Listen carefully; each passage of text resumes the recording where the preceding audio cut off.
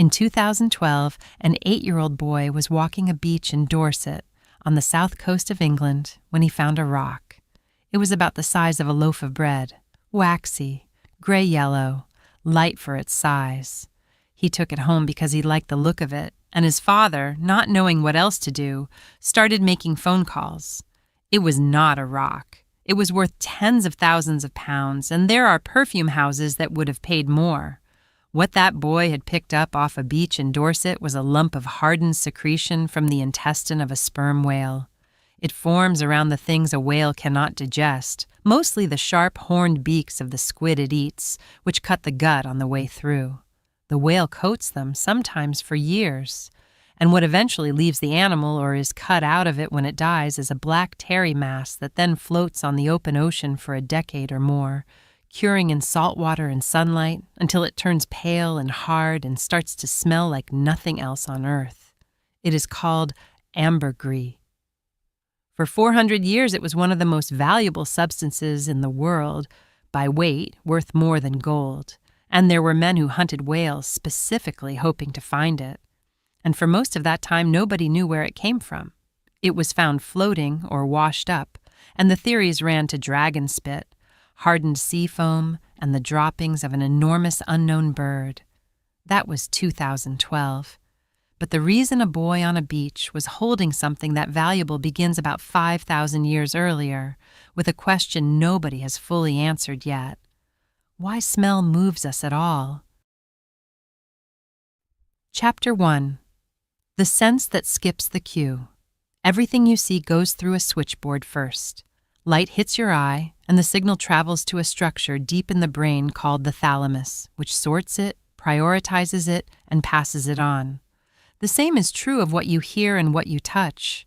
The thalamus is the relay, and almost nothing reaches your conscious mind without going through it.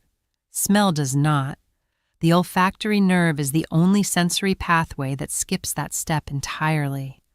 What you smell arrives, unfiltered and unsorted, directly at the amygdala and the structures around it, the parts of the brain that handle emotion and that lay down memory, which is why a smell can put you somewhere. Not remind you of somewhere. Put you there bodily in a room you have not stood in for 30 years before you have had time to think about it. No other sense does that. You can look at a photograph of your grandmother's kitchen and feel fond. You can smell it and be 8 years old. The effect has a name, and it has been measured. Odor-cued memories are older on average than memories triggered by words or images. They cluster in the first decade of life, and people report them as more emotionally intense and more vividly real. So perfume is not decoration. It is the only consumer product that acts directly on the part of the brain that stores who you used to be. Which is worth holding on to because everything that follows in this episode, the trade routes, the caged animals, the fields of jasmine picked in the dark, happened because human beings worked out very early that this was true and have never once been able to leave it alone. Chapter 2. Through Smoke. The word itself tells you where it started. Perfume from the Latin perfumum, through smoke. Before there was anything you could pour, there was something you burned. In Egypt, the temple incense was called kaifi, and the recipes that survive are extraordinary, and 16 ingredients in some versions, including raisins, wine, honey, resins, cinnamon, and juniper, ground together and left to mature.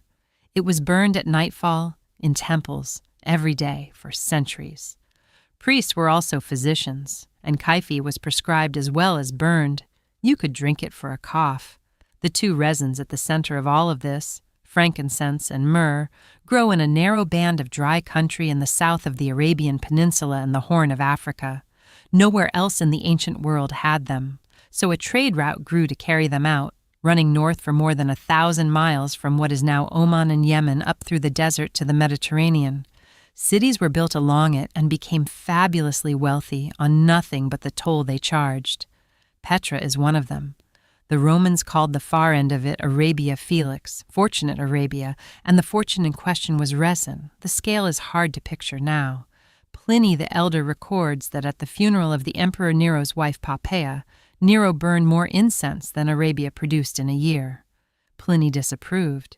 He also recorded with the exasperation of a man watching his country waste money that the most extravagant perfumes of his day cost more per pound than a farm laborer earned in a year, and that Roman men were perfuming the soles of their feet. Then the Roman world contracted, and the center of this moved east. It was in the medieval Islamic world that perfume became chemistry. The Persian physician Ibn Sina, Avicenna, is generally credited with refining the process of steam distillation for flowers, which is the single technical step that separates incense from perfume as we understand it. Burn a resin and you get smoke. Distill a rose and you get an oil that holds the smell of the flower, in liquid, indefinitely. Rose water became an industry. Baghdad and Damascus exported it. And when the Crusaders went home, they took the technique with them. Chapter 3. The animals. Here is the part that most people who wear perfume have never been told. For roughly 1,000 years, the 4 most valuable ingredients in the trade all came out of animals, and 3 of the 4 came out of animals that were still alive. The first is the one we started with, Ambergris from the sperm whale. Only about 1 whale in 100 produces it at all. Its value came from what it does in a bottle. A compound in it called ambrine acts as a fixative, slowing the evaporation of everything around it so that a perfume built on ambergris does not vanish in an hour. It also has a smell that people describe as marine, sweet, animal, and faintly like tobacco, and that almost nobody describes the same way twice. The second is musk, and it came from a deer. The male musk deer, which lives in the mountains of Central and Northern Asia, carries a small gland between its navel and its genitals. Inside is a dark, waxy substance whose purpose is to signal to females across a mountainside. There is 1 gland per animal, and to take it, the animal is killed. At its peak, musk was worth several times its weight in gold. Musk deer populations collapsed. They have been under international trade protection since the 1970s, and several species are endangered now. The third is civet, and this one is worse. The African civet is a nocturnal, cat-like animal that produces a thick yellow paste in glands near the base of its tail. It was not killed. It was caged, kept in narrow wooden boxes for years, and the paste was scraped out with a spatula every week or so, repeatedly, for the life of the animal. Ethiopia was the center of the trade, and remained so into the 20th century. Undiluted, civet is genuinely revolting. Diluted to a fraction of a percent, it does something to a perfume that nothing else did. It adds warmth and a kind of skin-like depth that reads, to a human nose, as a body.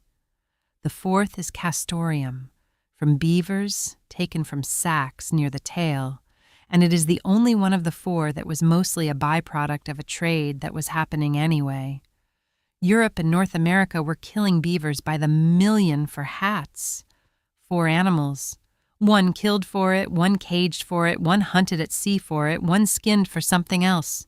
Every classical perfume you can name was built on at least one of them. Chapter 4. The town that smelled grass is a hill town in the south of France, about 10 miles inland from the coast, and today it is the center of the global fragrance industry. It got there because it stank. For most of the Middle Ages, Grasse was a tanning town. Leather tanning in that period was among the foulest trades that existed. Hides soaked in urine, then in lime, then worked in pits of dog feces to soften them. Tanneries were pushed to the edges of towns by law in many places because nobody could live near them. Grasse tanned, and Grasse made gloves, and the gloves smelled of the process that made them. In the 16th century, fine leather gloves became high fashion in the French court, and somebody in Grasse worked out that if you scented the leather heavily enough, you could sell the smell as the luxury rather than the problem. Perfumed gloves became the fashionable object of the century. The court connection ran through Catherine de' Medici, who arrived in France from Florence in 1533 with an Italian perfumer in her household, a man remembered as René le Florentin. He had a shop in Paris and a reputation, and the reputation was not entirely about perfume. It was widely rumored that he mixed poisons as well as scents, and that some of the gifts leaving Catherine's court did more than smell nice. Whether any of that is true is unresolved. What is certain is that a Florentine perfumer sitting at the center of French court power made perfume permanently a thing of status. Then the leather trade in Grasse collapsed under taxation and competition, and the town was left holding a skill it had developed as an afterthought. It kept the perfume and dropped the gloves. By the 18th century, the hills around Grasse were being planted with jasmine, rose, tuberose, orange blossom, and lavender. The stink town became the flower town, and the industry that grew there is still, 400 years later, the one the rest of the world buys from. Chapter 5. What a kilogram costs. Jasmine has to be picked before the sun comes up. The flower releases its scent at night, and the volatile compounds start breaking down as soon as it warms, so the picking begins in darkness, by hand, flower by flower, and stops in the early morning. A skilled picker can take several thousand blossoms in a shift. It takes roughly a ton of them to produce a single kilogram of jasmine absolute. Rose is worse. Depending on the variety and the year, it takes something in the region of 3 to 4 tons of hand-picked petals to produce 1 kilogram of rose oil, which is why a small vial of the real thing costs what a car costs, and why almost nothing you can buy in a shop contains any. For the most delicate flowers, jasmine and tuberose especially, heat destroys the scent, so distillation is useless.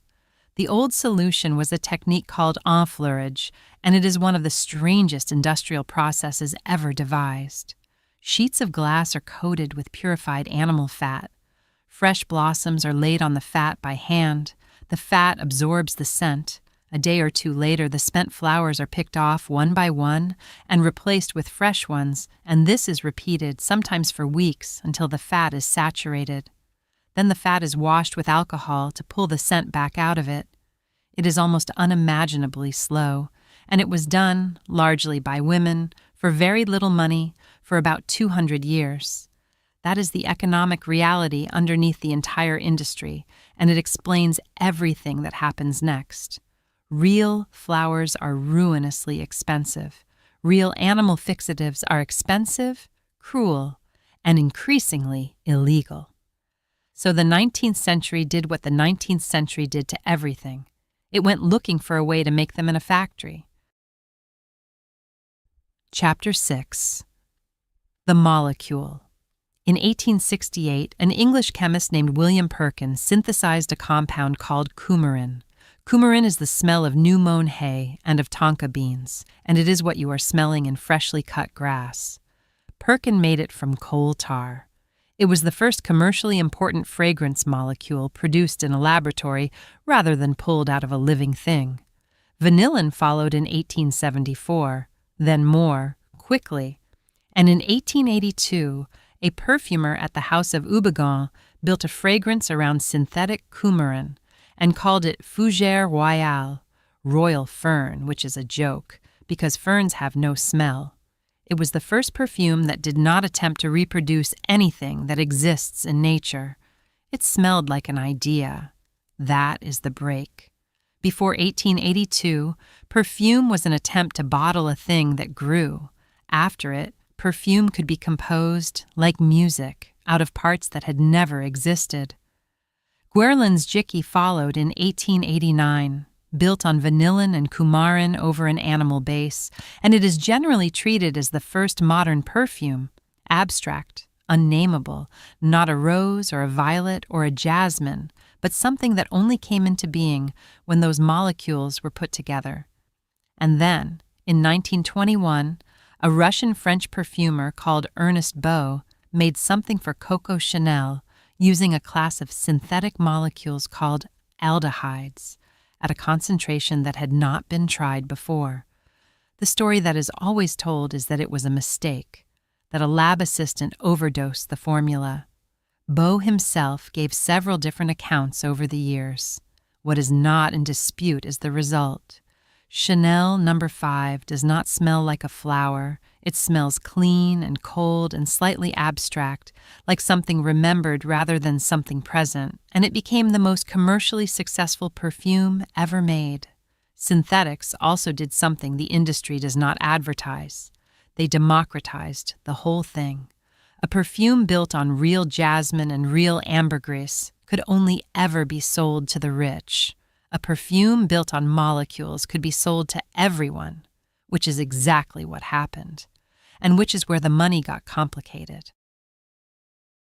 Intro Chapter 7. The Bottle and the War. Coco Chanel did not own Chanel No. 5. In 1924, she signed a deal with Pierre and Paul Wertheimer, who ran the largest cosmetics company in France, to manufacture and distribute the perfume. The Wertheimers put up the money and the factories. Chanel got 10% of the business. The perfume became astonishingly profitable, and Chanel spent the next 2 decades in litigation and negotiation trying to get out of the terms she had agreed to. Her position, which was not unreasonable on its face, was that her name was on the bottle, and 10% was not enough. Their position was that they had built the business and she had signed. Then Germany occupied France. The Wertheimers were Jewish. They fled to the United States in 1940, and in 1941, under the Vichy regime's laws for the seizure of Jewish-owned property, Coco Chanel petitioned to have the company transferred to her, on the explicit grounds that its owners were Jews and no longer legally entitled to hold it. It did not work. The Wertheimers had seen it coming and had already put the business in the hands of a Christian French industrialist named Félix Amiot, who held it in trust and returned it after the war. Chanel spent the liberation under suspicion, was questioned about her wartime associations, and left for Switzerland. She returned to Paris in 1954, financed by the same family she had tried to have dispossessed, because they wanted her name back in circulation and she wanted a business. In 1947, the terms had been renegotiated in her favor. From then until her death, she took a royalty on every bottle sold anywhere in the world, and the descendants of Pierre Wertheimer own the company to this day. Chapter 8. What it still costs. Most of the animal ingredients are gone, and that is a real change. Musk deer are protected. Genuine civet has been abandoned by nearly every major house. Ambergris is banned from trade in the United States under marine mammal law, though it remains legal in parts of Europe. Almost all of it is now replaced by synthetics. The ambergris note in most modern perfume comes from a molecule called ambroxan, which is made from clary sage. But the flowers are still picked by hand, because nobody has found a way not to. In 2023, a BBC investigation followed the jasmine supply chain out of Egypt, which is the source of a large share of the world's jasmine, and found children picking flowers through the night in fields feeding the supply chains of some of the largest fragrance companies in the world. The pay was calculated by weight and was, by any measure, extremely low. The companies involved said they were investigating and did not tolerate child labor in their supply chains, and there is one ingredient that has gone the other way, that has become more valuable and more destructive as the industry has grown. Oud, or agarwood, is the resin produced by trees of the genus Aquilaria when they are infected by a particular mold. A healthy tree produces none. It only forms in response to disease in a small fraction of trees over decades. Wild agarwood is among the most expensive raw materials on Earth. The result is exactly what you would expect. Wild Aquilaria has been cut down across Southeast Asia by people looking for resin that most of the trees do not contain, and the genus is now under international trade protection. So the account, 5,000 years on, reads roughly like this: 1 whale in 100, 1 gland per deer, a caged animal scraped weekly for a decade, a ton of blossom for a kilogram, children in a field in the dark, a tree that has to be sick before it is worth anything. And what all of it buys is about 4 hours on the skin,